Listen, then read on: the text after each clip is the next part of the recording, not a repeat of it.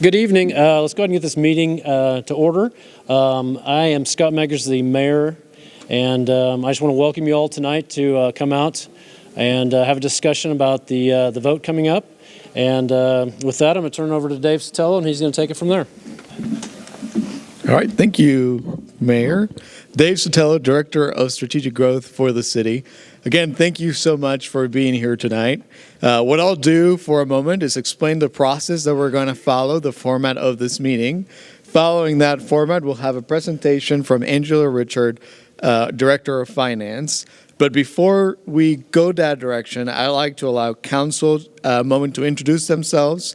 So if we want to start with you, Stacy, and Enrico, you can participate in that as well. Sorry, I caught you off guard. Stacy Goss.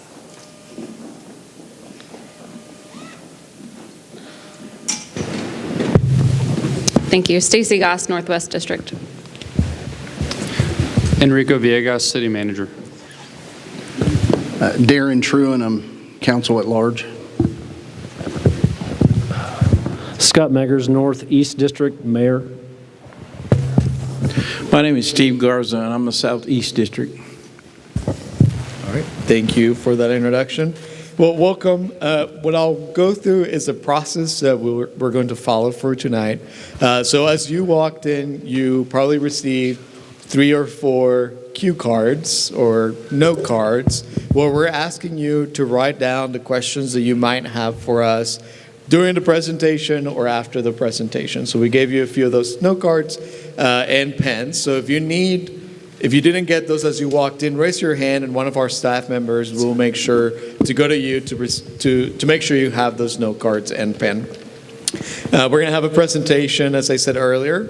Once that presentation is over, staff, council will answer the questions you might have. So our staff members will come and pick up those questions that you wrote down. And throughout the conversation, if you're someone like me and you come up with more questions, feel free to ask for more of those note cards. Raise your hand and we'll come to you and get whatever you may need, whether it's turning in a new question or asking for more note cards for you to write them down. So always it's a conversation, so continue to write down questions as they come to you and we'll make sure to pick them up. So it's not, once you turn in your first round of questions, don't feel like you're done for the night. You can get more questions after that. The reason why we do this process, I think it's important to explain. It just makes it easier for more people to be heard through the night. If you are like me, you love the microphone, and once you get to the microphone, you don't realize how long you're talking for. I love the microphone, and if I don't have a good process, I'll be here for a good 30 minutes talking about what I'm concerned about, rather than asking a question, give you a fancy speech of why I think I'm so important. We're not going to do that tonight. What we're going to do is we're going to try to get through as many questions as possible to make sure that we're being fair to everybody and be respectful of everybody's times. So without further ado, I'll introduce Angela Richard to come do her presentation and part of the program.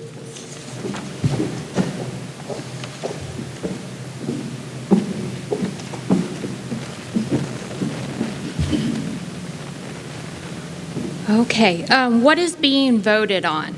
Voters are being asked whether the City Council should be authorized to levy an additional 0.75% general retailer sales tax for 10 years, effective October 1st, 2026, and expiring September 30th, 2036. The ballot question on March 3rd will read, shall the Hutchinson City Council be authorized to levy an additional 0.75% general retailer sales tax for the needs of the city, including stormwater modifications mandated by the federal regulation, park maintenance and repairs, street maintenance and repairs, capital improvement plan projects, and other operations of the City of Hutchinson, in addition to the existing city resellers tax, to be effective October 1st, 2026, and expiring September 30th, 2036, and by allowing city usage of said tax for all needs of the municipality. So the way this is worded, it is a general retail sales tax, but we have identified purposes that the City Council would spend the money on. First is streets, second, parks and recreation, And then the third is stormwater improvements. The sales tax portion would replace the current stormwater utility fee. And I think it's important to go over what the stormwater utility fee is. So this fee is something that's on every city water bill. For the average resident, it's $4.75 a month. And this goes towards improvements with stormwater, which manages the water runoff either by rain or snow and helps reduce flooding. It is not related to water and sewer rates. Water rates can only be used for producing the water that you consume at your house, and sewer can only be used for taking that water away and treating it. So it is different from that and can only be used for the stormwater. Why this is important in this case is because sometimes stormwater improvements may be drains that are under roads. This would allow us to improve the stormwater and the roads at the same time. Currently, that stormwater fee can only be used for stormwater improvements and couldn't be used if we have to dig up the street to repair the stormwater. So this is one of the reasons why we're proposing that change as well. So the election would happen in March of 2026. It would go into effect October 1st, 2026, but there's a 2-month delay between when retailers report their sales tax to the state and when the city gets it. So the city would start collecting the sales tax in December 2026, and that is when we would propose to cease collecting the stormwater fee. So how did we get here? This is a recap of the general fund balance over the last 10 years. And you can see how since 2023, our general fund balance has been declining. And it is projected to end around $2.6 million at the end of 2026. This is because of certain challenges that we have faced in those last few years. One of those is that we have been trying to keep our revenue, what the state considers revenue neutral, in that we're trying to collect about or a little bit more than what the tax was before. And so by doing that, we have reduced the mill levy from 2022 to 2026. You can see how it went from 44.4 to 42.0.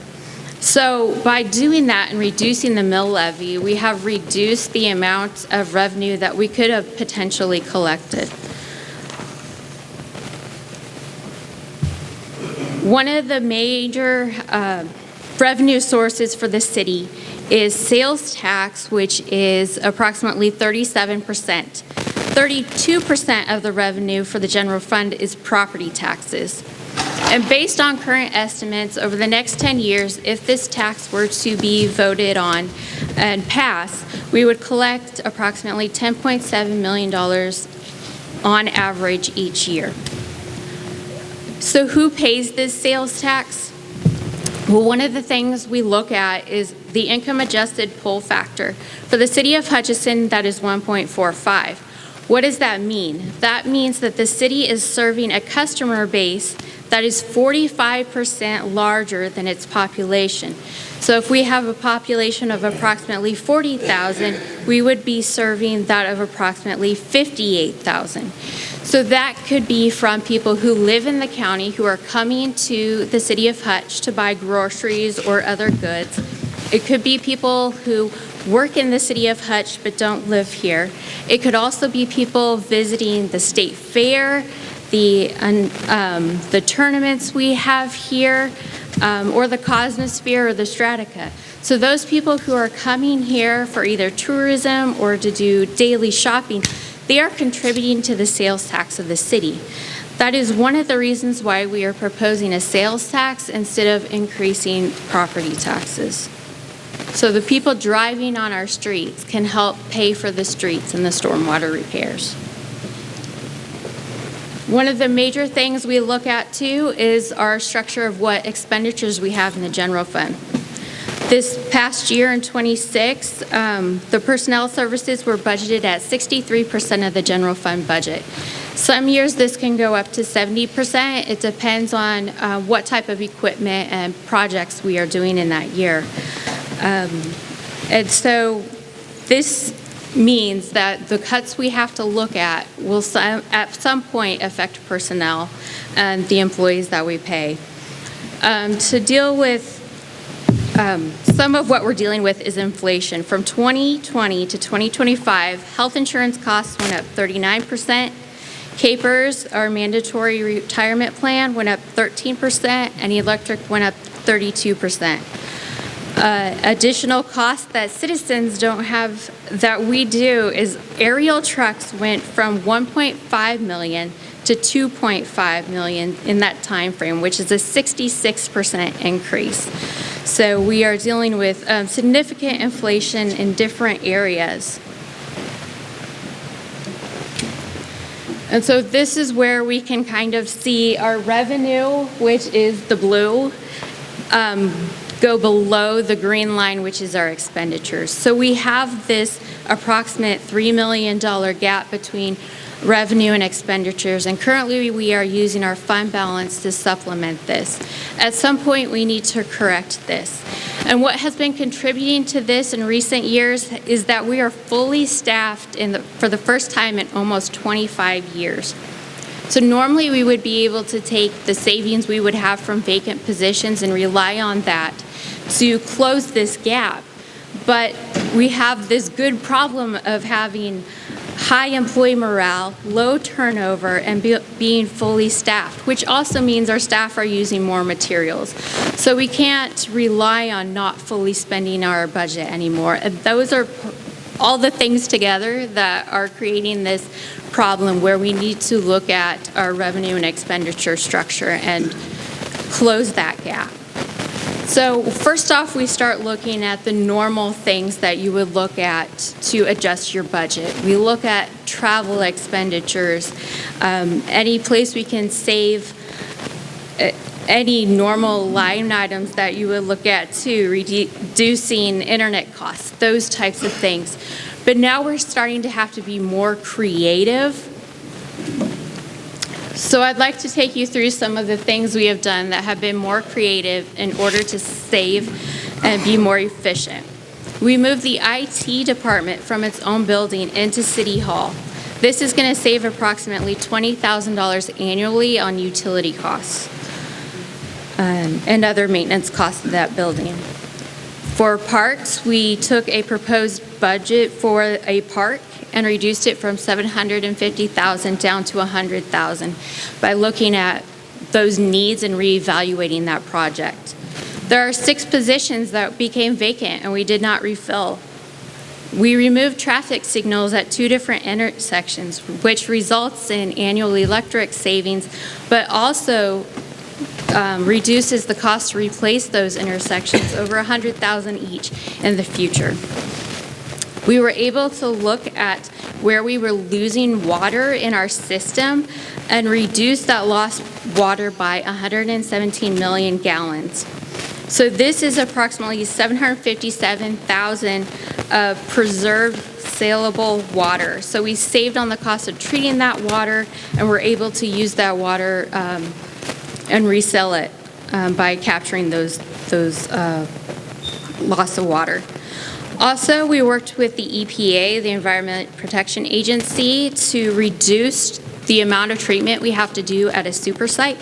The super site is where there were some contaminants from a business, and by evaluating that and looking at the fact that there hadn't been contaminants showing up for several years, working with the EPA, they allowed us to reduce the amount of treatment that we had to do at that site. So that's going to save us approximately $200,000 per year. The new floodwater proposed map came out, and city staff were able to work with FEMA to reduce the spread of that floodwater mapping by approximately 45%. So that flood map is decreasing, and we are going to continue working on that. We will propose removing the stormwater fee if the sales tax passes.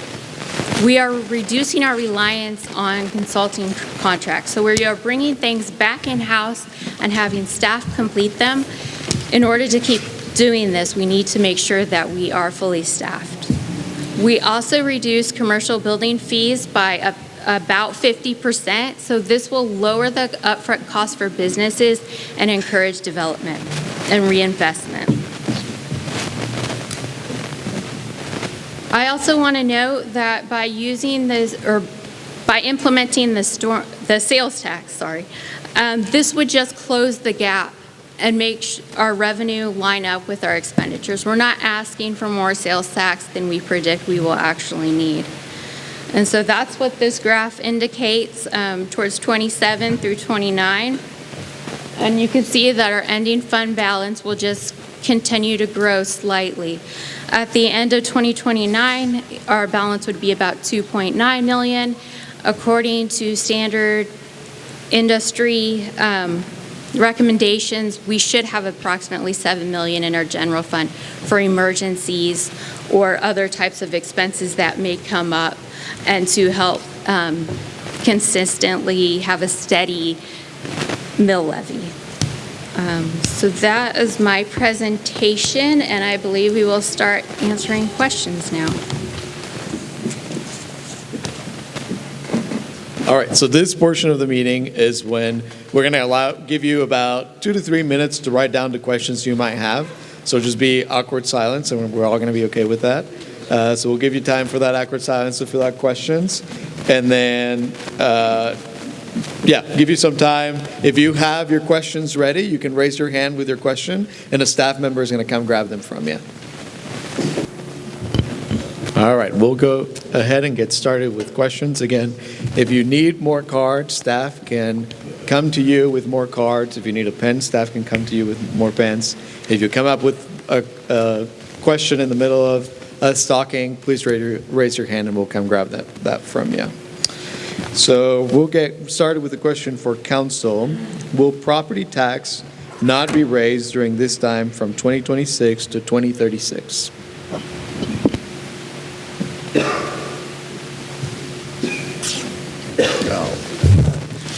Okay. As I introduce myself, I'm Darren Truin. I'm going to be honest, I'm not sure we can answer that at this time. I can tell you that I'm going to do everything I can to keep from raising property tax. And I'm going to go into a little bit here. I think there's a little bit of a misconception on property tax. I've talked to several people today that talk about the city continuing to raise property tax. And I think a lot of people don't understand that your property tax is based on what the county and state do. And something I learned here not too long ago, very, very interesting. If you live in the city of Hutch and own a residence, you pay 160 mills per year. Okay, the city of Hutch only gets 40 of those. Then you ask yourself, well, where's the rest of the 120 go? Well, it goes to the rec commission, it goes to the library, it goes to the college, it goes to USD 308, and it goes to the county. So when people talk about the city of Hutch, we're always raising our property tax. Honestly, and I'm brand new on this, just started in January, but prior to 2026, the city hadn't raised property tax for at least 3 years. So when people talk about the city raising your tax, it's just not true. Now, can we guarantee I'm on a 2-year term, I may not get reelected, but so I can't guarantee what the next guy's going to do. You know, I am very conservative. I'm going to do everything I can not to raise property tax. Even if this sales tax doesn't pass, I'm going to do everything we can not to. But the next question is, what do we cut? You know, I honestly, from what I've seen, we have cut a lot of stuff. There's probably stuff we can still cut, and we'll have to get real serious. But, you know, you have projects that have been put off for the last 2 or 3 years, street projects, this and that. You can't keep putting them off. You know, equipment. One of the examples was a lawnmower. You know, your lawnmower starts costing you more than what costs you more to repair it than to buy a new one. At a certain point in time, you probably got to buy a new one. And so to answer that question, I just can't. I can't make that guarantee.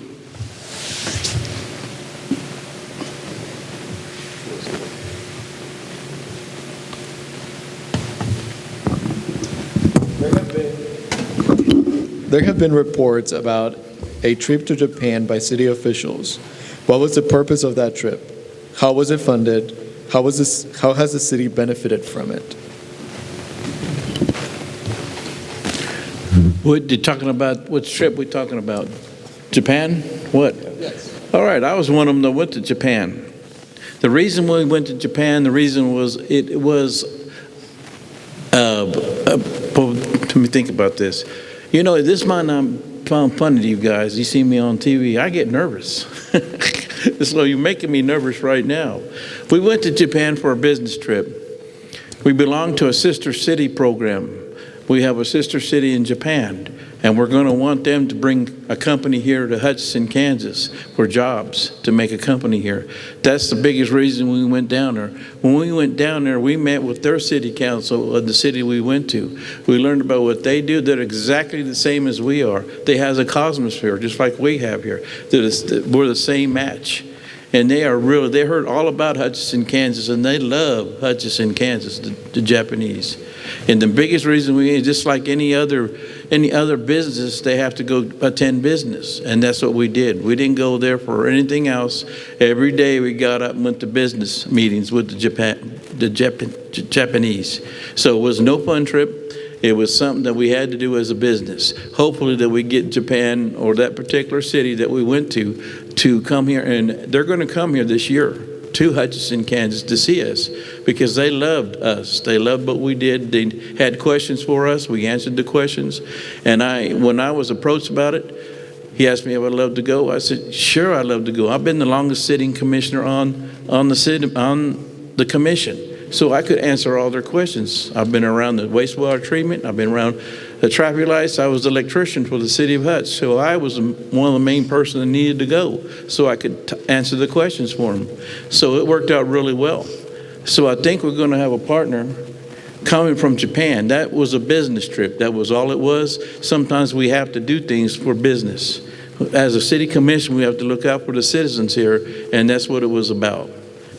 And I would also add that for a portion of the trip, some of our local delegates from the Hutchinson-Reno County Chamber of Commerce attended, and we did meet with Takako. That is a company that's established here in Hutch. We did meet with their CEO and talked about potential business expansion efforts here locally, as well as trying to meet with other prospective companies to see if they would have any interest, not only in Kansas, but in Hutch generally. And so if you think about the Panasonic plant that was built in DeSoto, Kansas recently, it was recently constructed, that was established by partnerships created through this program. And it starts with just good foundational relationships, and it was worth exploring to see how we can continue to reinvigorate Hutch, add more potential manufacturing jobs here, stuff like that. Okay, I might add some now that I remember some. Another thing, I think they have a company. What state, Rico, do they have a company that had that beer plant they built? So there was an example given. I believe it was the state of Alabama, and for their ag industry, it's very big on rice, and so they established a sake plant there, and Japanese business members taught the business owners in that Alabama town how to manufacture sake, and now it's a very lucrative business and very good for that regional economy. So that there are some success stories that have been generated from that. They ask us questions, what do we have to offer? We have salt mines. There's all kinds of stuff. We have wheat. So they can get an idea of what they can come when they do come here to see what kind of plant they build. Now, they built this sausage plant, and I think, if I remember right, about 300 jobs they made in that one city. So that's what your commission's doing. They're going out there looking for jobs. I might say That's what your city manager's doing. Your city manager, he used to live in Japan, so he could speak the language. It blew me away. He could speak Japanese. So he met with those people and speaking Japanese to them, and we told them as a committee what we can offer. So now they'll come back to Hutchinson, Kansas, and they'll look at us. And they're really interested in you. And I think it was a great trip. I think it was worth the money, but it's a business trip. That's what it was. We've got a lot of similar questions to this one, and so adding to sort of that portion, what were the findings of this trip, which you've kind of addressed already, and was there a report filled of the results and the expense, et cetera, around the trip? And if so, where can it be found? Could you not have found a similar city in the U.S.? Okay, what do you think, Rico? We can certainly work on putting a report together. I don't think any one of us would have anticipated the magnitude of attention that the trip received. We can certainly look at doing that.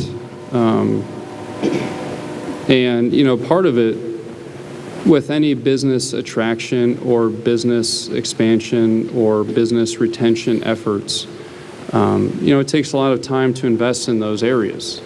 And, you know, one of the things that we've heard often, and, you know, my feelings included, that Hutchinson just feels stuck. It's been, you know, the same population for over 40 years, kind of the same, and we've heard that routinely. And so part of this was, okay, well, what could be done differently? What could we try differently? You know, a willingness to turn over every rock and approach this with an entrepreneurial mindset of wanting just what's best for Hutchinson. I mean, that's always the goal, and that's always what we're going to try to do and try to accomplish. So that's my answer for that. Another question for the council. How does the city council and the mayor feel about the increase? Are you all on board with this increase?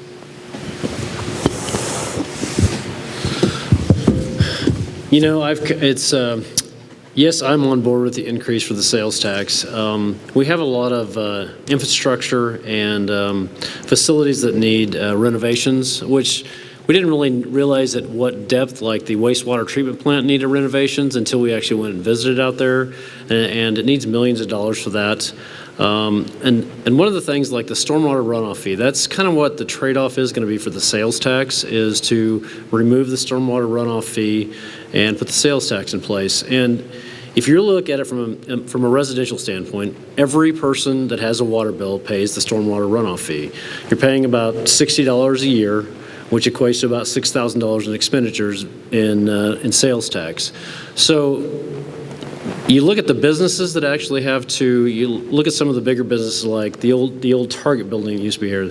They were paying upwards of $30,000 a year for the stormwater runoff fee, which, you know, if you're trying to attract new business and you go, well, we can help you do this and this, but yet you're going to have to pay, you know, $50,000 a year in a stormwater runoff fee. Well, they could look at Hutchinson and go, you know what? We're not going to have to pay that if we go to McPherson, Salina, or somewhere else. So I think we're going to opt to go somewhere else. So it's a thing where we can raise the sales tax to benefit the entire community. Because if you look at most of like the sales tax, you know, like Angela was saying, that the people that come in outside of our community is larger than our population for generating revenue. And if we can get more people to come to Hutchinson to spend money, they're going to help bear that burden and take more of the burden away from the community members. And that's kind of my ultimate goal, we're trying to get that burden off of our local residents to where we can pass that along to people outside of our community to help bear that load. So yes, I am in support of it, and you know, the ultimate goal is to potentially reduce the mill levy if we can get enough revenue generated. And I think what Angela had said, we normally currently generate about $9 million in sales tax revenue currently. if we implement the sales tax, we can generate a little over 10 million. So it's going to benefit our community, and a lot of that is going to come from outside sources. And so, yes, I do support it.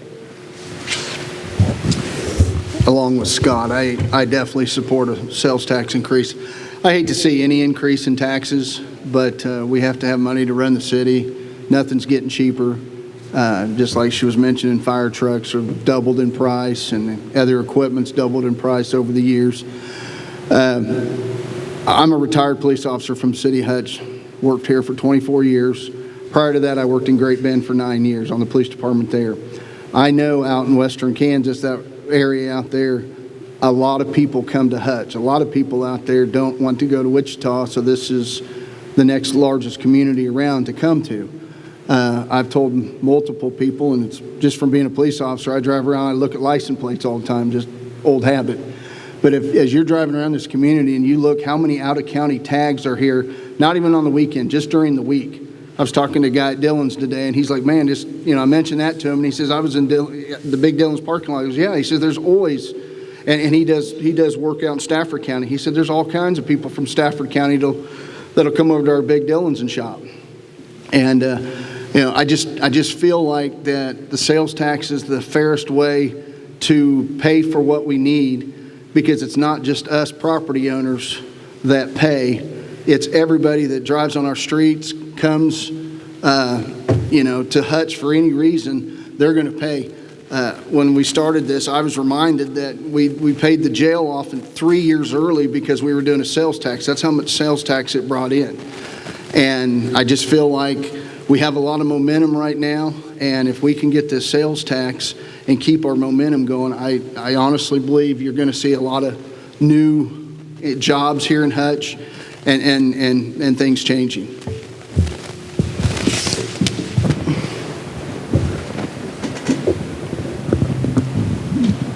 What was the day that we voted to put this on the ballot? Was it December? The last meeting in December. Last meeting, December. Okay, so I would encourage you guys to go back and, okay, I'm just going to leave it in the thing, I guess. I would encourage you guys to go back and watch the last meeting in December that we debated the value of whether or not to put this on the ballot. I'm always for letting people decide. That's exactly what we're doing. And I outlined any of my concerns, which honestly I think we talked for about 2 hours, so I don't have time to outline them all here tonight. But any concerns that I had about the sales tax and any benefits that I saw, I outlined in that second meeting in December. So it's on YouTube. You can also find it through the Facebook channel. So I would encourage anybody to go back and watch that for my opinion. I have one more thing to say. Yeah. I am backing the sales tax too for this reason. We have never, and I don't know how long, I've been in the city for 33 years before I became a city commissioner. We have never been fully employed. Every single job we have in the city of Hutch is filled. That's one reason why everything's going up. Without our city employees, we cannot afford losing one employee. Police department, fire department, wastewater treatment plant, water wells. You cannot afford to miss one person. This is what makes our city go. And 90% of our budget, I would say 80, 90, I don't know, is mostly city employees. Things have gone up on wages, on health insurance, on stuff like that. We have been, this 25 years, we are fully staffed. The police department is staffed. The fire department is staffed. That's where most of our money's going. So we have a good city employee group that loved working in the Hutch. And that's another thing. You don't know, our city employees love working for the city of Hutch. For the simple reason they get treated well, they get good benefits, and trucks and all that stuff costs money. We have to have money to run the city. And if you want a good city, you have to pay for it. We haven't had an increase in a long time. I know, I've been there, 33 years on the city. So the city employees, I don't want to lay no city employee off. So they do a good job. They go out there 24-hour calls 7 days a week, and they love working for the City of Hutchinson. So that is a big part of the reason why we have to. We don't have that soft place anymore. Every city employee job in the city of Hutchinson is filled. So we don't have that security of before we had 10 to 15 openings in every department. You don't have that no more. Every job is filled.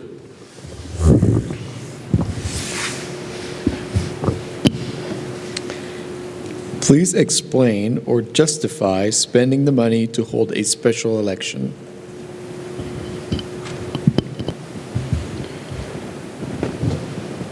The explanation for the special election has to do with when the city's budget gets certified.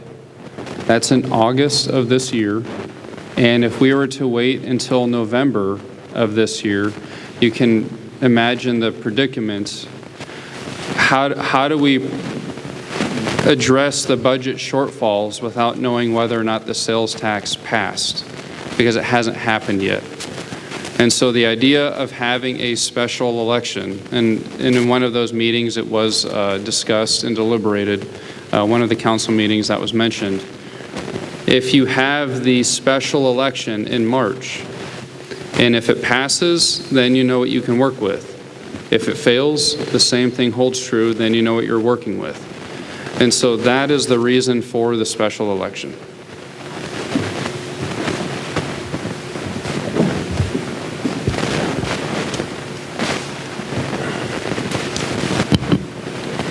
How much is the special election costing? I want to say approximately 36,000, I believe, for the special election, approximately, maybe 36,000 and change. How much do council members get paid? I'll let them answer. We get paid absolutely nothing.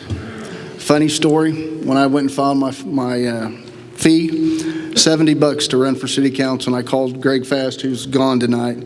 I said, well, I just filed $70 for a fee, and he goes, well, that's $70 you're never going to get back. And he's absolutely right.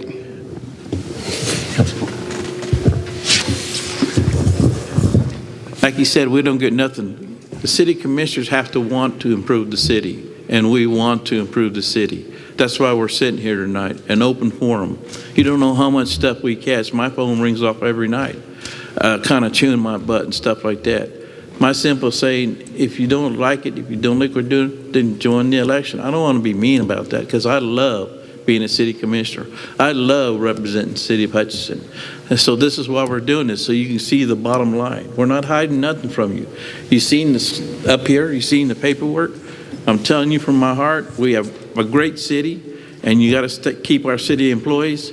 It's just one of those things that Hutchinson has never gone through. In 5 years, if we keep going the way we're going, Hutchinson's going to change. We have jobs on the board right now. We can't tell you about the jobs because we have to sign a paper saying we can't say nothing about it. We know about it, but we can't say nothing to. That's the first thing people tell me. Where's the jobs? We have jobs.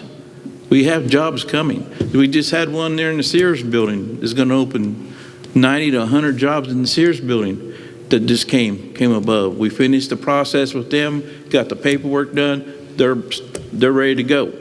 So the first thing you got to do is have jobs, and that's what we're working on. Second thing we got to do, in my opinion, is get housing.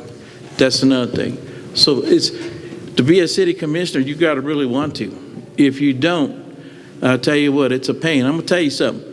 I don't have no I don't spend all my vacation is done with the city commission. Everything. From everything. I have no vacation because I take it all, and I don't feel sorry for it because I want to do it.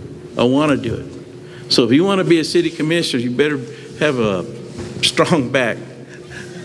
And just to build off of what Councilmember Garza said, if we go back to DeSoto, Kansas, the municipality that I mentioned earlier, the city manager, along with the mayor and others, while at a conference I was at, they shared that they were able to reduce their overall mill levy by 1/3 from 1 year to the next because of all of the business economic development that's happening there.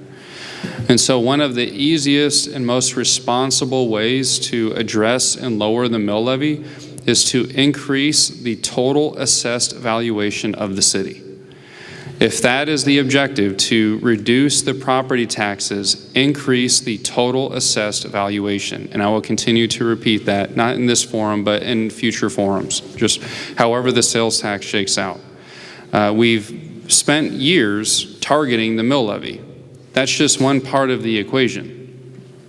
But the most appropriate way to do it is increasing the total assessed valuation. Thank you. What outside agency groups or organizations and how much each does the city fund? We are required by state law and through settlement funding to fund certain groups. Those include nonprofits that focus on alcohol education and addiction therapies, such as and prevention, like Rise Up Reno. And we don't fund nonprofits. Part of our ARPA funds did go to nonprofits, as was federally mandated. We were not able to hold on to those funds for any other reason. They had to be distributed, and there were clear guidelines of how those had to be distributed. That was actually before my time on council, but we don't fund nonprofits. The city also partners and works with Hutch Rec, South Hutch. It's not an exhaustive list, but just off the top of my head of other partners that receive some sort of assistance from the city, whether it's through helping with infrastructure or something to that effect. A contract for services. Yeah, it's a contract for services. Why are taxpayer dollars being used on human relations officer when these complaints can be directed to the Kansas Human Rights Commission? The short answer to this, and this position predates, I believe, all of us up here for sure. But local citizens had requested that position be with the city. There are those that feel like they have been discriminated in some form or fashion, and they wanted to have local representation, local assistance, if you will. So it has been housed with the city. Periodically, there are people from the community that do go in and want to speak to that person to provide any assistance, but they also do a lot of other community events around town. But that was something that was that position was requested from community members.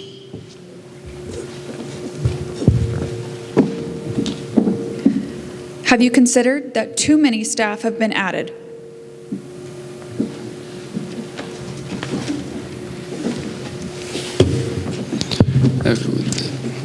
In terms of just the org chart itself, as mentioned earlier, the presentation said 6 positions, but I believe it's 8 now. And we're always looking at fine-tuning the org chart. So there was an example recently. We've had 2 long-standing, long-term employees that retired with over 30 years of service. After their retirement, they were foreman positions. We took the 2 positions and then just dropped one and just created a supervisor position instead. And so through attrition, we've been able to handle some of the vacancies appropriately. And that's what we've been doing. We're always taking a look at the size of our crews, how the work is being done, other ways to accomplish it. We have added a software package to the city with the software that did result in a layoff of an employee. And so we're always looking at ways to kind of streamline our efforts, but we do run very lean as it is. So it's kind of a trial and error as to how to best approach it. And I think just the brevity of all of the services that we provide. You have 24/7 departments, so think police, fire, dispatch, public works, and utilities that are there during main breaks. It's a nonstop organization. And so I know at first blush, 400 employees sounds like a lot, but I think when you really look at it, it's not that much in the grand scheme of what they're being asked to do. I want want to touch on the human relations position. So that is a position that I think predates all of us, maybe not Garza. No, actually, I think it does. Was written into the city code. Essentially, it's not something that we can just say, hey, we're not going to hire this person. We would have to repeal an amendment that is a part of our city's fabric at this point. But that person, whoever it is in that role, does a lot more than public events. They help people who have been scammed, who have been discriminated against, who are seeking assistance with taxation preparation. The breadth and depth of what that position does is actually incredibly hard to explain.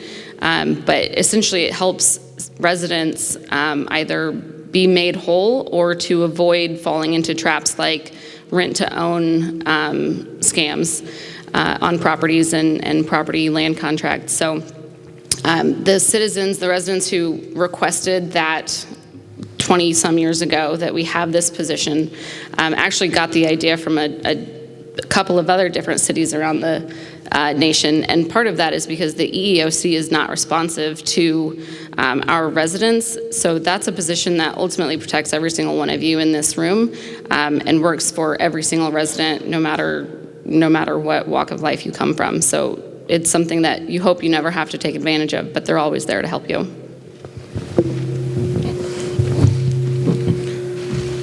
What are we doing to reduce spending with the Cosmosphere, the zoo, public pools, and other quality of life services? I would say, really probably the last few council meetings, and it's going to be a little bit of a hot topic, but the city was considering either to sell or demolish the building that you're in right now. And to touch on that a little bit, I don't remember how many people attended, but it was a very good attendance. And we shared with them facts and figures on just maintaining this building and the financial loss that this building incurs to the city. And many of the residents said, I don't care, this is a historic building and we need to preserve it. And we deliberated that in council meetings, the appropriateness of how we want to handle this. And on one hand, we hear routinely, it's too expensive to live in Hutchinson. And then we talk about this building, and then it's keep it. It's competing values, and the city usually gets stuck in the middle, and we're wrong no matter what we do. And so that's one example of the building you're in. We also talked about several other park projects, the Grace Arbor Park. It was a wonderful neighborhood, wonderful residents, and so this is no slight against them, but the project was originally proposed to be $750,000. That was taken out from the CIP, and then I'm very glad that the citizens did speak up, because you want civic engagement whether you agree with someone or not. It's just healthy to discuss things. And so they showed up and expressed their desires and interests in wanting to keep the park at least some semblance of what the park meant, or at least some semblance of the original idea. And so we settled on a park, or a swing, a slide, a climbing wall, and I think a bench or two. And it met their needs for the neighborhood to have something where the youth can play. And then it met the city's needs by not having to spend as much. So it went from $750,000 to $100,000. So I can keep going on and on about the projects that were shelved, or projects that were debated or discussed in council meetings, but it's not just done blindly. And the community came out and spoke to preserve what their interests were, and we listened. And that's how we arrive at a lot of our conclusions. So I would just advise that if there's any, definitely just start watching the council meetings if you don't, because a lot does get discussed there. And, we even discussed pickleball amenities and ways to save on spending for the pickleball facilities, you name it. So it's not just one project and then we drop it. It's been many projects that have been discussed and will continue to be discussed. So thank you. Can you repeat the question? Yes. projects that have been cut to save money. Okay. What are we doing to reduce needless spending with the Cosmosphere Zoo, public pools, and other quality of life services? She asked. Yeah, I asked him to repeat that so I could touch on it. So the public pools, we really just have the one, and then we have 3 splash pads now. And we went to that model years and years and years ago to save money, but also to create this like gym of, the Salt City Splash that we thought was going to be a tourist trap. And it was for quite a while until other communities actually sought STAR bonds and created a better tourist trap.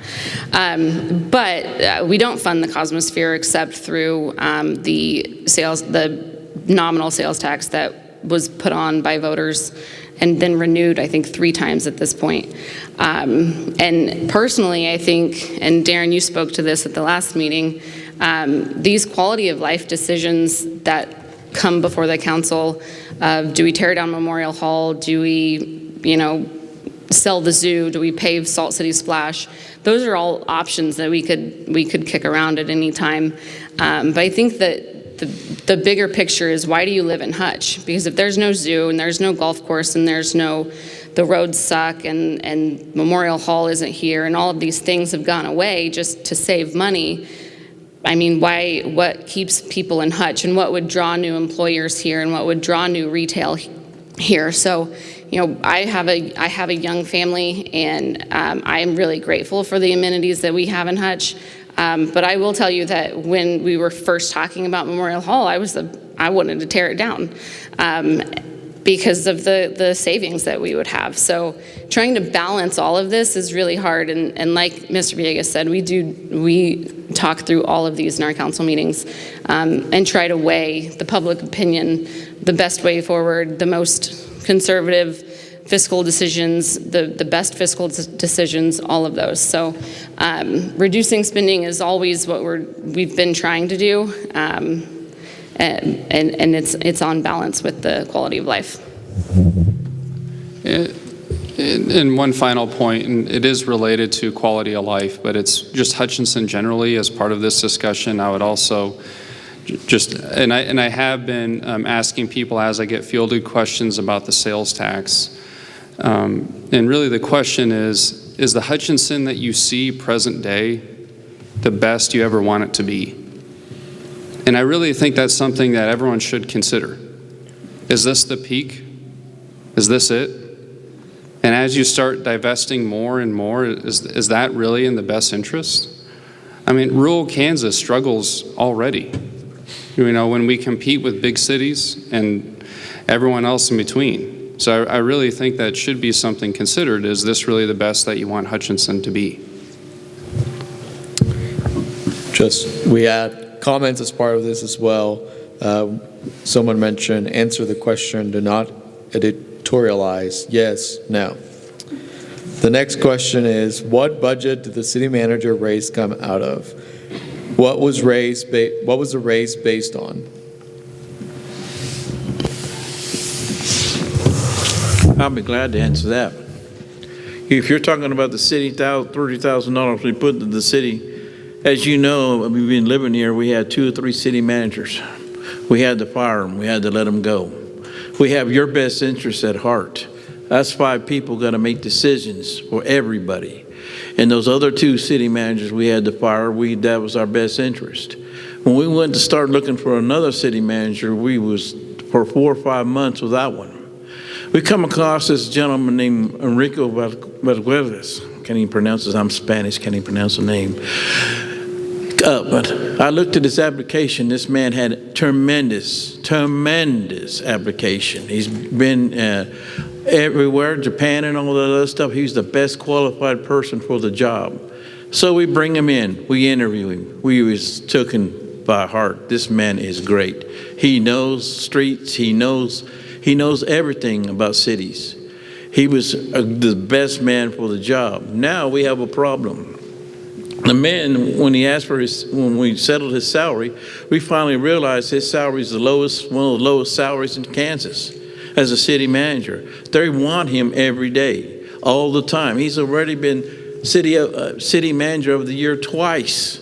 And we have him in Hutchinson, Kansas. The other city managers voted him in as city manager of the year. You have the best of the best sitting in Hutchinson, Kansas. Now, me and Mr. Rick, we have talks all the time. I tell him, I said, what the heck, are you going to take these jobs? He says, no, I love Hutchinson, Kansas. So he has the same attitude I have. I don't have no vacation because I love representing you guys. I love City of Hutchinson. And he's not taking jobs because why? He loves the City of Hutch. He wants it to make it the best he can. So when this came up, we had a discussion. We said, we're going to lose this guy if we don't give him a raise. So if you want to talk about those raises thing, you blame us 5 up here because we have to take care of your interest. And we have a best the police chief standing back there. We have the best fire chief that's going to retire here pretty soon. And we have to look for the best again. So we have nothing but you guys' interest at heart. So we had to, he didn't ask for the money, we gave it to him because we thought that he needed the money because he was the lowest paid. He's still the lowest paid. And there's City of Wichita wanted him. So we better be lucky we have him. And that's the reason why we made the decision we did. We are the decision makers of the city. If you want to make a complaint about that, we're right here. All of us made that decision except for the young one who just came above. We made the decision to hire him. We made the decision to give him the money. So I don't know what else to say, but I've been on the city council for a long time, and he's the best. So I don't know. That's what I got to say.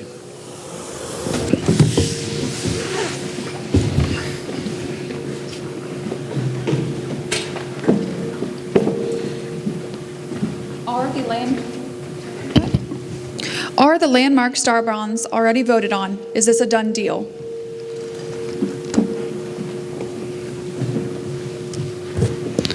Dave, can you take that? So there's a series of star bond questions, and I'll try my best attempt at answering them.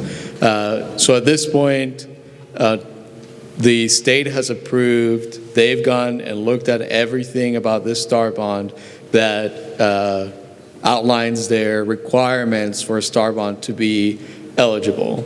We've gone through the process. The first step through a visitation study, which outlines will this project as a whole increase visitation to the city of Hutchinson enough to create sales tax revenue to pay for the improvements and continue to exist post the star bond district existences. And they've determined yes. So then we also have a feasibility study. The feasibility study looks at the financials of this project, looks at the visitation of this project, goes in pretty good depth about, is this project feasible to actually produce sales tax revenue beyond the life of the star bond district? And will these improvements increase visitation to Hutchinson? We've gone through that process, and both of those steps have been approved by the Kansas Department of Commerce. After those steps come through that process, those decisions always come to City Council. So do you approve a district? Council has done that at this point. Do you approve the ability for the city to have the authority to issue bonds eventually to help pay for this star bonds project? That decision came to council just about a month ago, if I remember correctly, and they've approved that step. There will be other steps that council has to take on to approve or not approve this district, including a development agreement and the actual issuance of the bonds. So those will come to council again.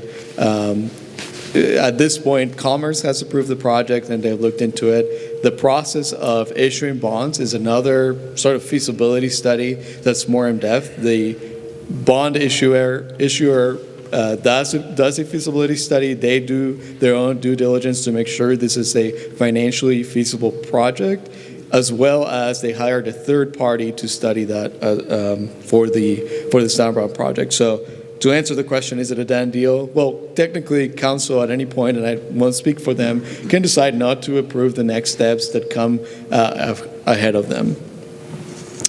How much of the new sales tax is used in Star Bond? How is 14 million spared in the Star Bond split? So we just had a conversation with our bond counsel actually about this question.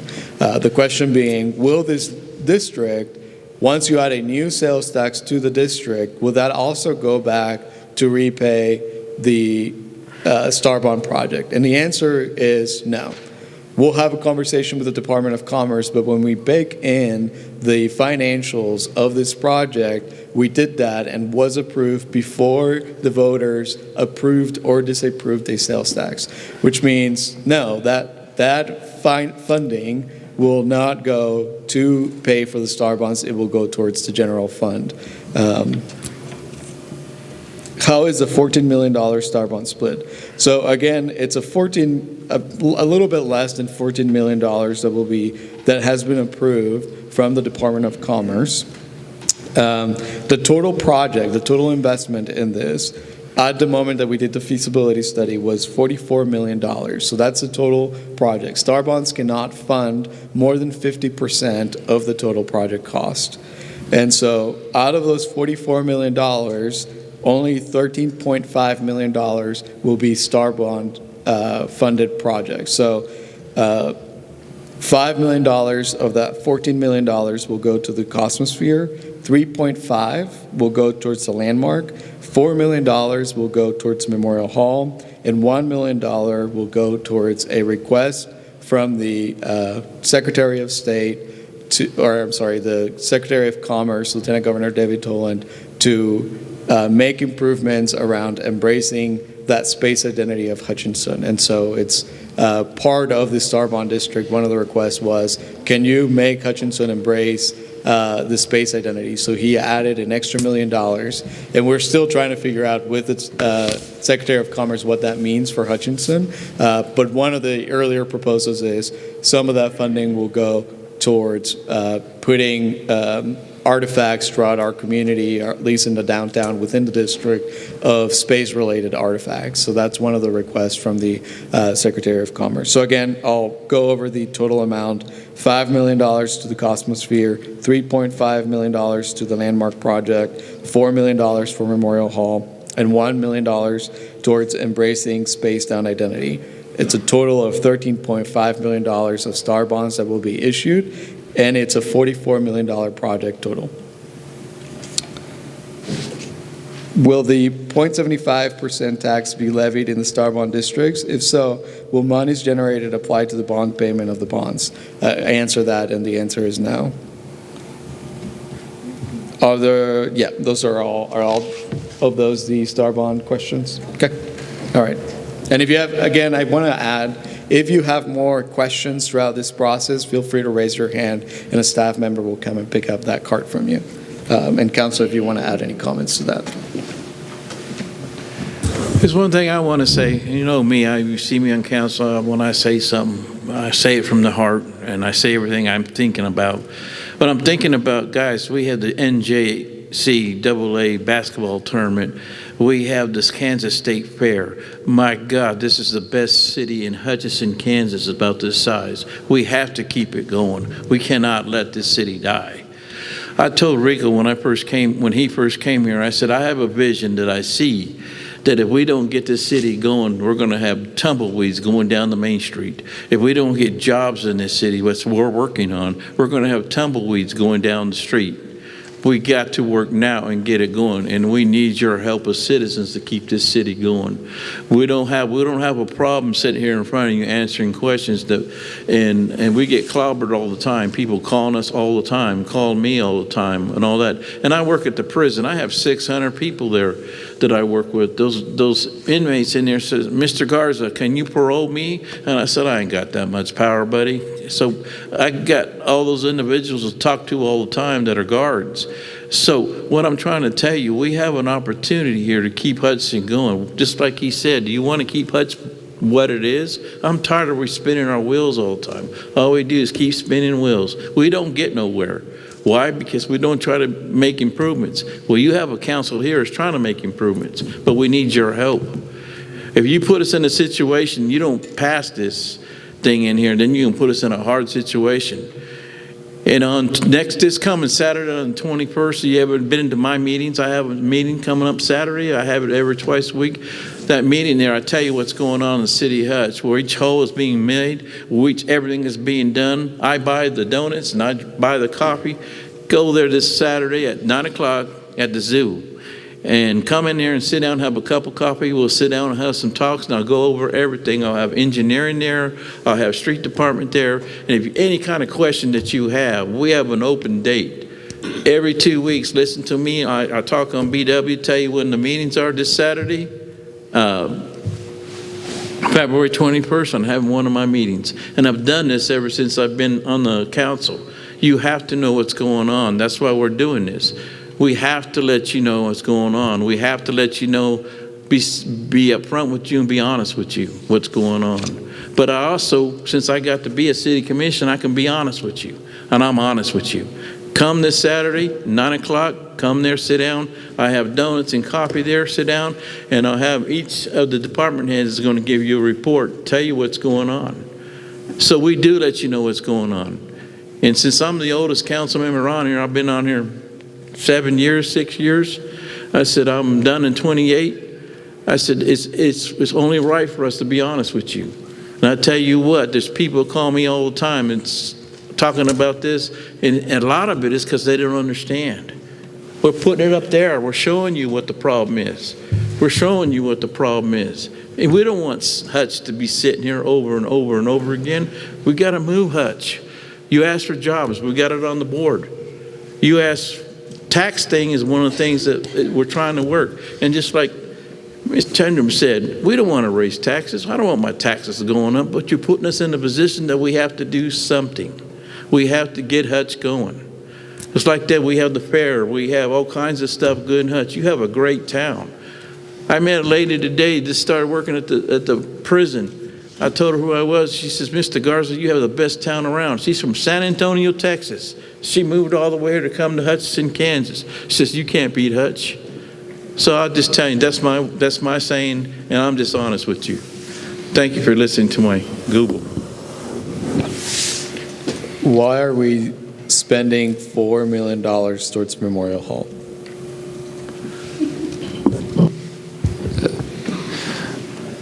We debated that at length. We had several community meetings to talk about the future of Memorial Hall, and people spoke out in favor of saving the building and also investing in the building. So that's why. My understanding is that housing funding was to be included as part of the sales tax increase. What happened to that?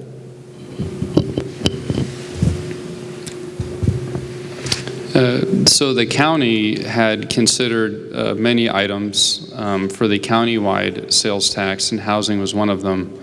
But for the city, it's streets, stormwater, and parks and facilities.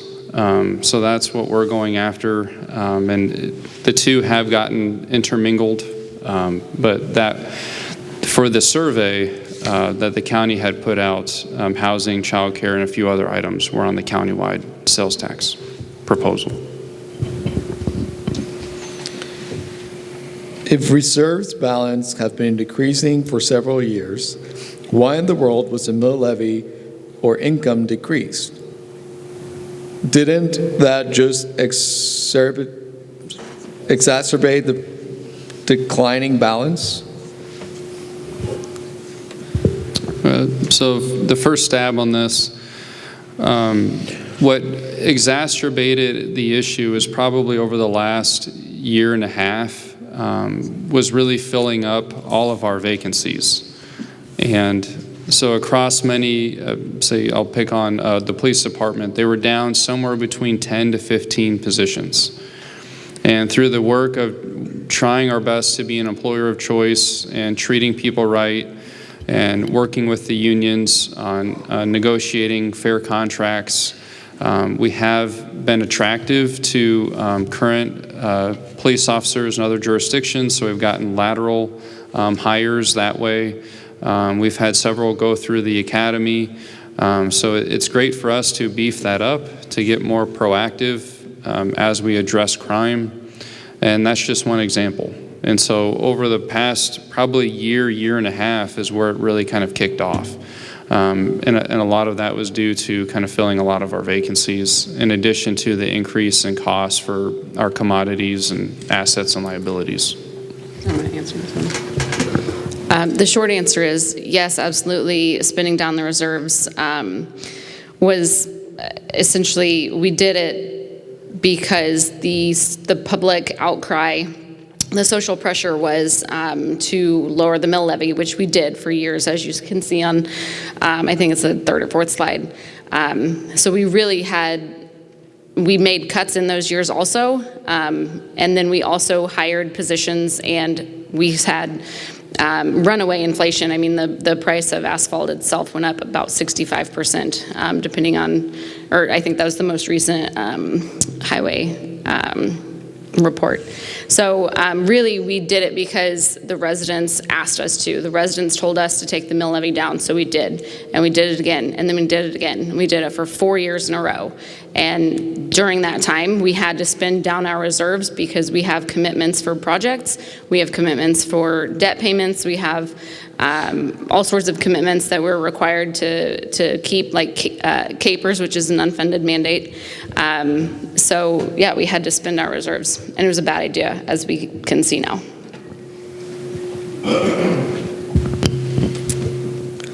I don't agree with the taxes being generally available for however is desired by the city without any guardrails in place. What thought has been given to establishing guardrails?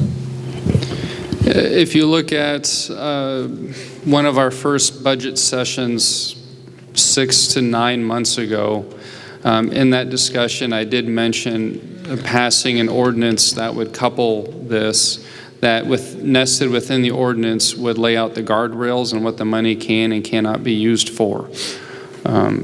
So this has been what our intention will be with this, is to couple this with a written policy, if you will, on how this will be administered.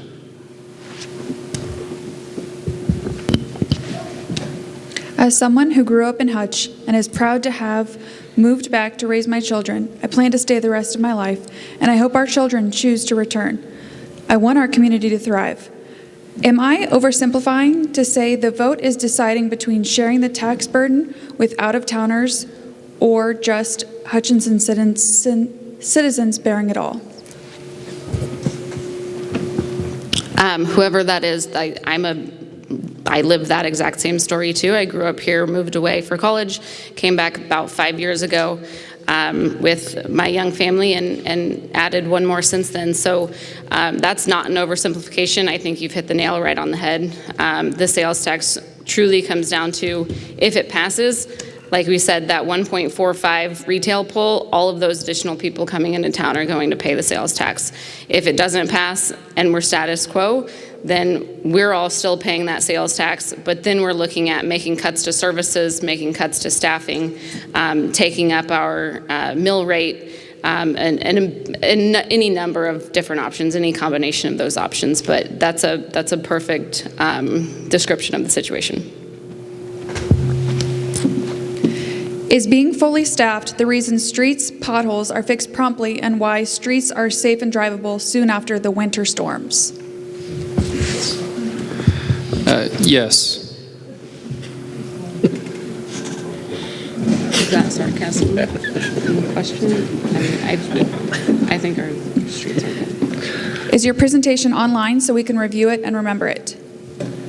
We do plan to share the presentation after this evening.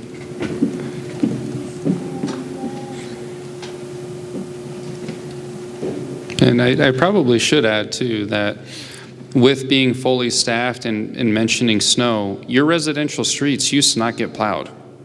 You don't have to think very far back to know that your street did not get plowed. So as you talk being fully staffed and finding efficiencies with how the work gets done, there you go. Your streets were not plowed 2 years ago.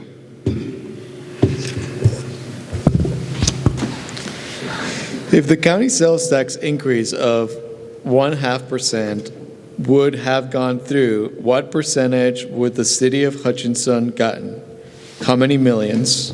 Why did the city council choose to pay for a special election, then have to pay for change of voting location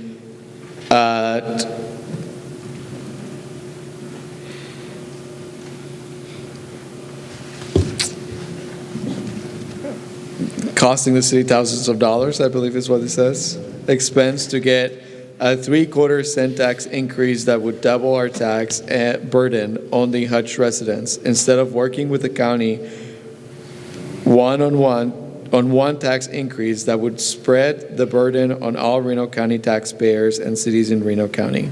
Happy to read that again if you need me to. No, it's fine. I think I got the gist of it. Well, we would have received roughly 49% of the half-cent sales tax if that is the number that they went with. So at first glance, 3/4 is more than the rough 49% of the half-cent. So one, it's due to math. The other is if you think about the political uncertainty and volatility with that, one, you have to take the city's interests, in this case, the financial situation that we're in, and then turn it over to the county and say, we want help.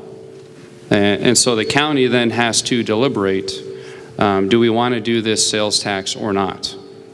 Then they have to take that. If they decide yes, they have to go to the legislature. Do we want to do this? Will you guys support our efforts in raising a half-cent sales tax? Maybe it dies at the legislature. But say that it doesn't, and they say yes. Then it goes back to the county to deliberate one more time. Are you sure you want to do this? And then it finally goes to the voters. There's an extreme political uncertainty with that route. There's a lot of potentials for that to get cut, even if the city supported it, or not supported it, but chose to go with the county on that. But finally, the bulk of the answer is it did not meet the city's timeline. If we have to have our budget certified in August and they have a November election, that's why. We need the answers before August, not November. So that's a very inclusive answer as to all of the rationale behind that. Each one is true, but just in terms of priority, it was timeline. And then you can assume all those other logical answers. Can I add something? There's another layer to that in regards to the legislature, which is if it does die at the legislature, then the county, because at that point they would have exceeded the amount that they can approve on sales tax without going to the legislature for approval. So it's required that they get this prior approval. They would have only had like 3 county meetings in order to come back together and regroup, because if it died in the legislature, which they would know March 27th, they could potentially have an additional conversation to try to talk about it for the next legislative session. But regardless, we as a city council, our deadline to have even put it on an August vote would have already passed, and our deadline to then put it on a November ballot, which still wouldn't meet the requirements of what we needed for the August date of when we have to turn our budget into the state, would be only like 2 weeks out from there. So layering all of those on top of each other, it got really messy really quick when we tried to say, oh, the county's part was essentially going to be good enough. Why were multiple change of voting cards sent to the same address? At 61 cents per card, it seems like wasted tax money. The city will have to pay the county, correct? For the expenses of sending out cards, correct? It's state law. They're required to send one to every single voter. I can pull up the statute for you, but it does not allow any efficiencies such as one per household or married couples or anything like that. One per voter is sent out. So you would possibly get 1 to at your house, depending on how many people live there. And that's totally out of our control. That is a state law. But yes, that is, to answer the second part of the question, yes, that expense is incurred by the city. I will add, you can find your voting location at myvoteinfo.voteKS.org, myvoteinfo.voteKS.org, or the Kansas Secretary of State website.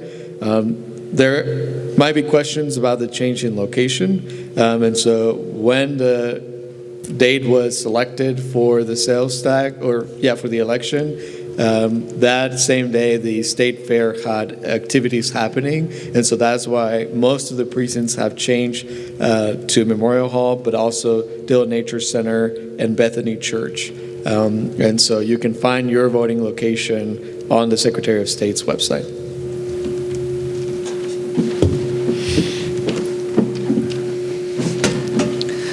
To the point about increasing tax base and upkeeping on infrastructure, can you share a few examples on how pushing off projects on prior years in the name of savings has now or will cost us more?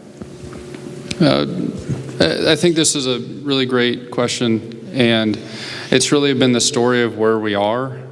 And one of the biggest backlog projects that we have is our wastewater treatment plant. It is in disrepair in certain facilities within the plant itself. And a lot of that was due to just kind of the nature of cuts, but also neglect baked into that. And we have improvements that we need to make to the water treatment facility. That's where we get all of our drinking water. We have improvements that we need to make to all the plumbing under the ground. So yes, we have a significant backlog, and that was part of raising the water and sewer rates to finally address these issues. We do plan on pursuing any state or federal grant funding opportunities as well to help pick up the slack. There's a huge backlog of projects due to cuts. What are you currently doing to reduce waste and fraud? Has this already been identified?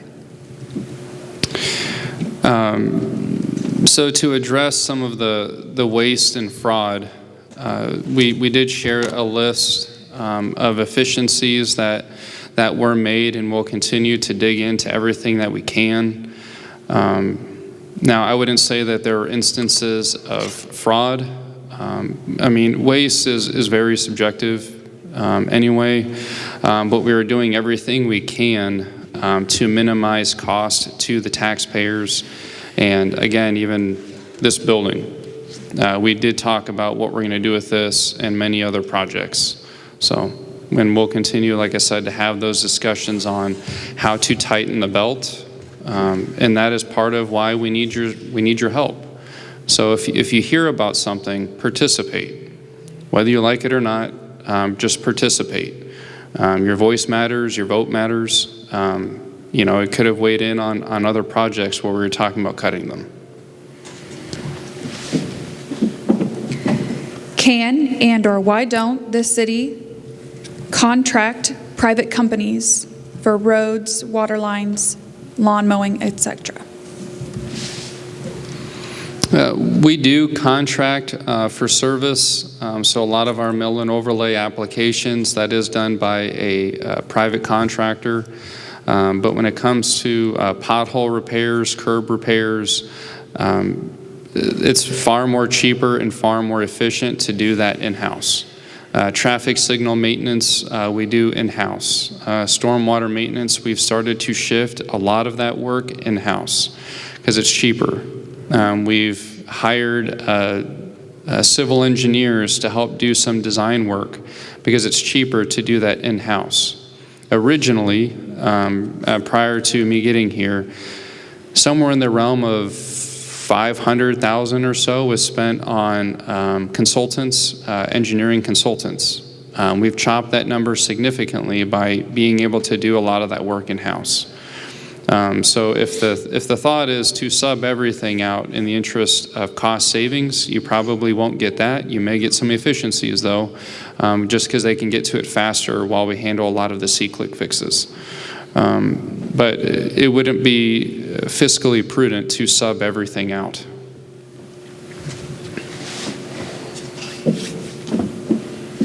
If revenue increases more than projected, will the sales tax be reduced?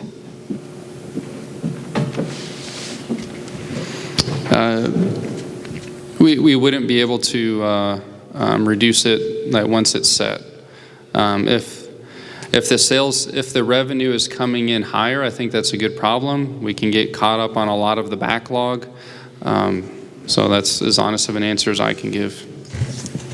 That's where we would be looking at balancing the funds that are coming in with the general fund and where do our reserves sit, and not going up on our mill levy or remaining revenue neutral or having a tax cut. We didn't bake that into the bond question or to the ballot question itself, but I know that the intent of the council is that when or if we reached a point of that, and like Enrico said, we will have additional conversations about kind of the guardrails of how these funds are used, but not going up on the mill levy because of the sales tax is something that potentially would happen, and we would cross that bridge when we get there.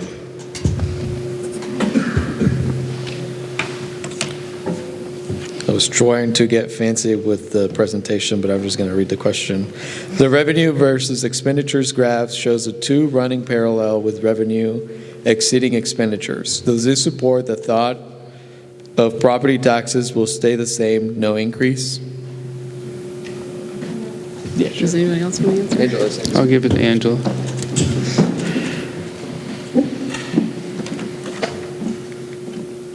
Okay, so I believe they're talking about this graph where in 27 through 29, we're projecting that revenues would be higher than expenditures, just barely, and that would help us grow our general fund. And in this scenario, we are looking at a flat mill levy, so no increases to the mill levy in this scenario. I also have another question that I can answer. Okay, so they also had another question.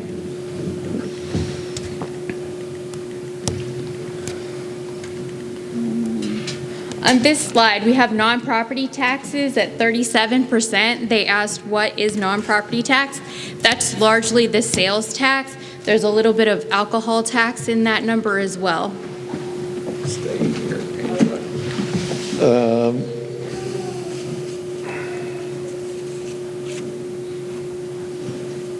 If the tax increase passes, is it definite that the stormwater fee will be eliminated?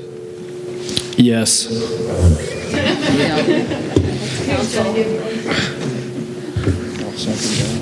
Could Joe elaborate on the specifics of the capital improvement plan projects mentioned in the ballot question?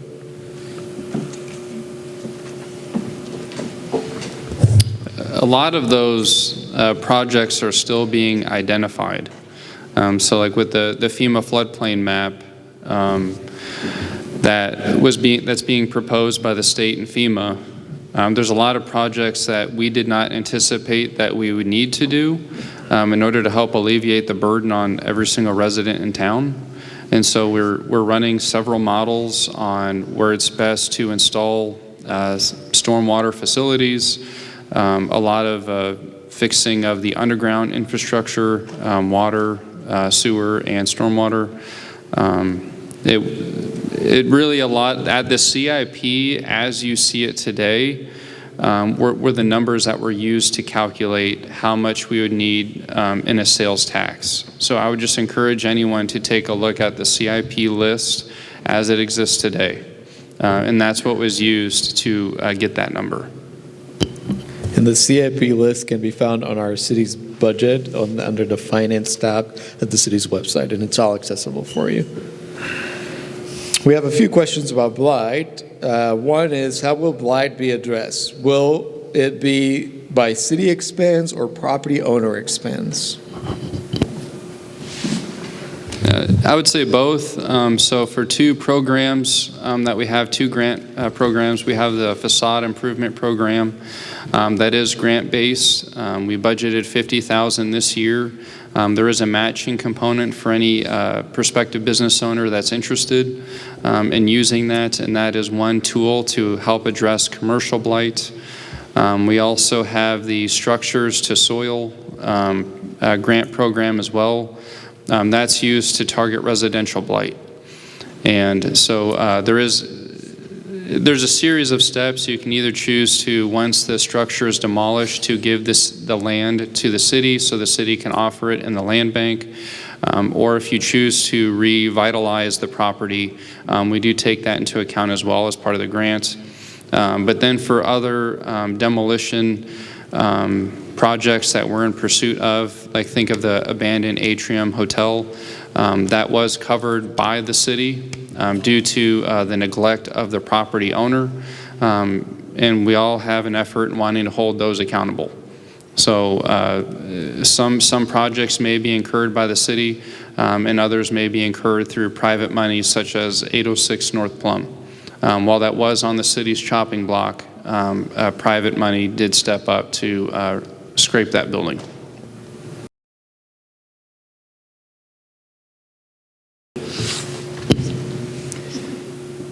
We pay so much in property taxes, but basic standards, care of buildings and property are terrible in some parts of town. Instead of parks and streets, why can't we show more interest in the care of our city property? Can I read that, Jessica? Yes.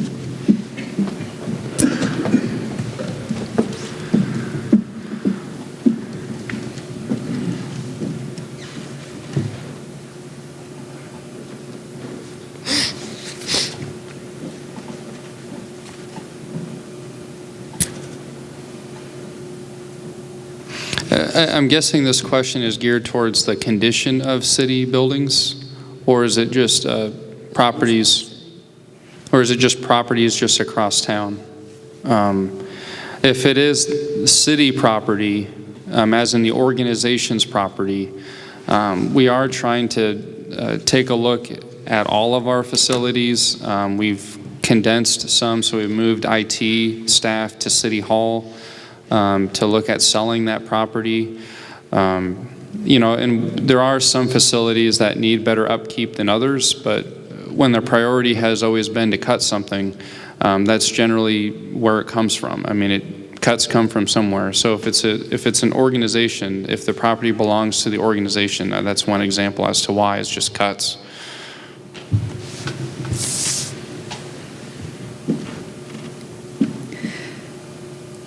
How much money is being taken in by the stormwater fee? If things are so tight, why eliminate that income? So the reasoning behind eliminating the stormwater utility fee is because it would also be more efficient to collect that through sales tax. So you could accrue it faster than you could through the stormwater utility fee itself. But also we would carve out more money from the sales tax to be applied towards the stormwater issues across town. But there's also logistical challenges with the fee.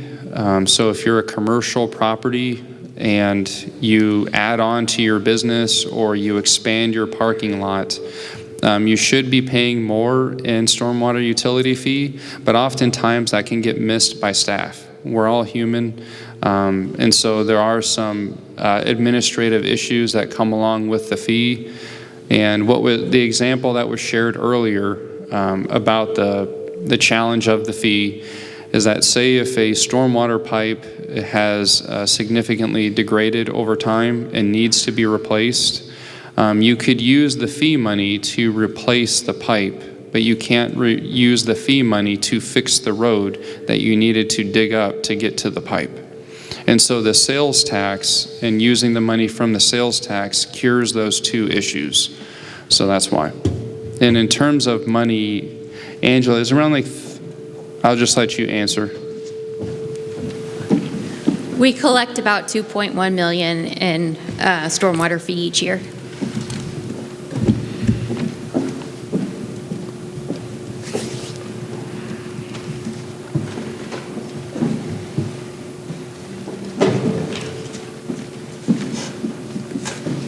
Given the Urban 3 report, do we really want to promote large land-intensive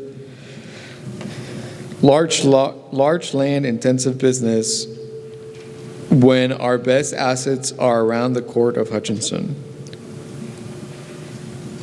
Is that it?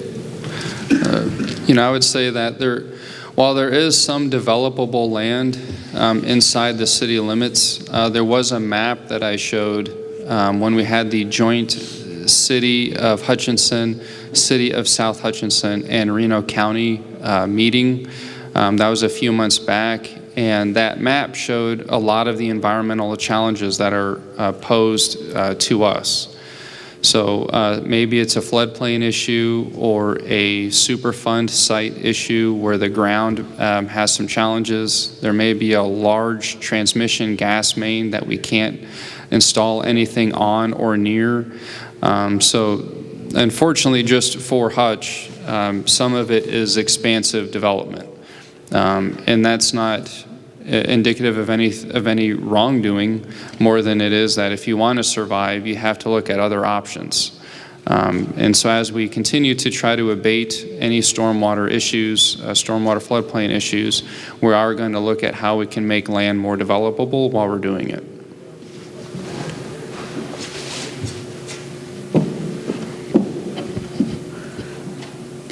Does the ending of property tax relief affect the city's budget?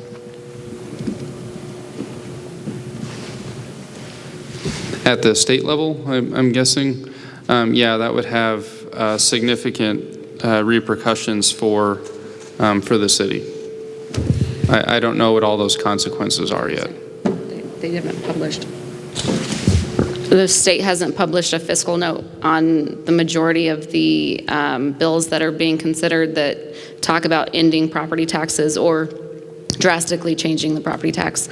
But when they do in that fiscal note, that is what we would look at that has been created by the state and vetted, and it will say this is how every municipality would be impacted. But without that fiscal note, I don't know, maybe they're just not far enough along in it.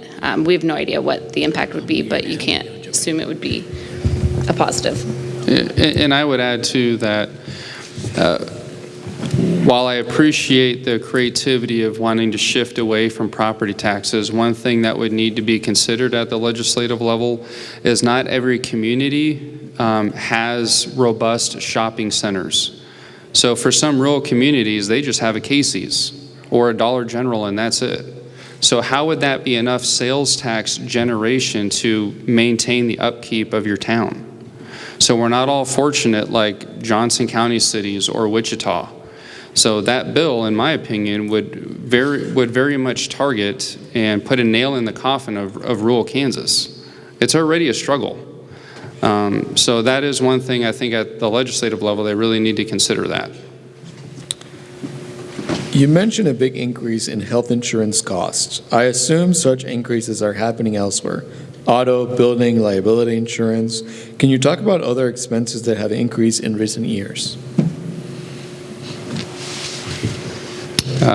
Simple things like a fire truck from 21 to 25, it increased 21%. 66%, sorry. So if you have any numbers, if you could just list them.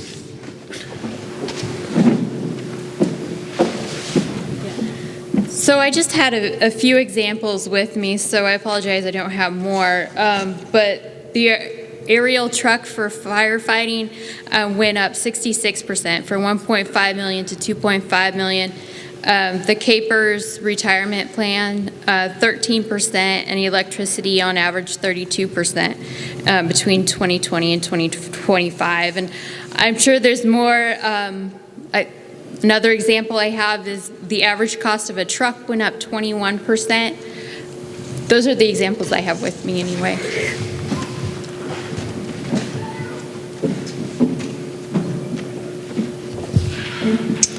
Angela, you might know the answer to this one too. Is September the largest sales tax month? If so, wouldn't the sales tax be the best way to collect more money given the increased attendance to the fair?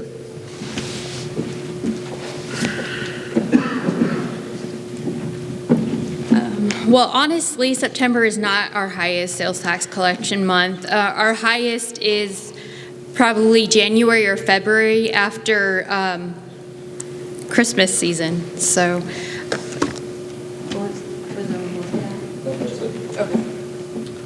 And those are all the questions we have tonight. We got through all of the questions and comments that were presented to us. So really appreciate you coming to have this conversation with us, asking all these questions. It is important to us to ask all the questions that you have, so we did that, and all the comments that you mentioned. I don't know if Council has any closing thoughts. I just want to say thank you, everyone, for coming. I do appreciate you being civic-minded and taking interest in your local government. So thank you. Come Saturday, 9 o'clock at the zoo. Come on in there. I'll be there with my coffee and donuts, and we'll talk. I'll mention one more thing. Next week at 5:30 p.m. here at Memorial Hall, we are having a Build Hutch kickoff. Build Hutch is a program that was funded by the Hutchinson Community Foundation to help increase the local selection of developers. So people who are interested in development but have never done it before, we are bringing in an organization to help our citizens do that work themselves. So we're inviting all of you to be here 5:30 next Monday here at Memorial Hall. Thank you. And I just want to remind everybody we have city council tomorrow night, so if you want to come out 5:30, City Hall, come out and listen. Also, if you have any questions you didn't get answered or more questions that come up, I'm going to stay around for a little bit, and I think these guys might too. So if you got some questions, look one of us up, and we'll be more than happy to talk to you. Thank you. Well, thanks, Darren. You took my comments, sorry. but that's I'm okay. sorry, Mr. Mayor. I want to thank you all for coming out tonight, and I was going to talk about council meeting tomorrow night. And I also wanted to state that all of our email addresses and our phone numbers are on the city website. So do not hesitate to reach out to any of us. We'll be more than happy to get together with you, answer questions, whatever you might need. So thank you again for coming out.